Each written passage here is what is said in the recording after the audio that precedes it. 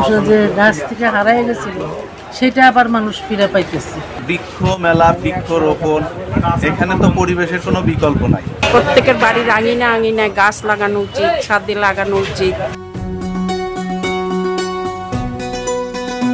পরিকল্পিত বনায়ন করি, সবুজ বাংলাদেশ গড়ি, এই স্লোগানকে সামনে রেখে শুরু হয়েছে জাতীয় বৃক্ষ মেলা।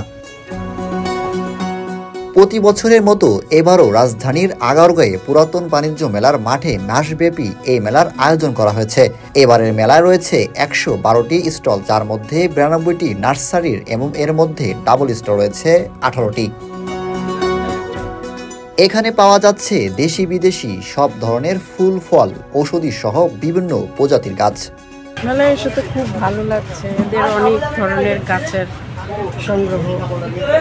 হয়তো সব গাছই কিনে নেই, বিশেষ করে আম গাছগুলি, বড় বড় আম, কিছু ফুল গাছ আছে, অনেক ধরনের ফুল, অনেক ধরনের রং আছে, কাঠগোলাপের, অনেক সুন্দর লাগছে। আমরা তো গ্রামের দিকে দেখি যে তো গাছ বড় হবে সব কেটে ফেলে, কিন্তু আমার মতে সবাই প্রত্যেকের বাড়ির আঙিনায় গাছ লাগানো উচিত, ছাদে লাগানো উচিত। আম গাছ, লেবু গাছ, পেয়ারা গাছ, তার মরিচের চারা, এগুলি হয়েছে। মানুষের যে গাছ থেকে হারায় গেছিল সেটা আবার মানুষ ফিরে পাইতেছে।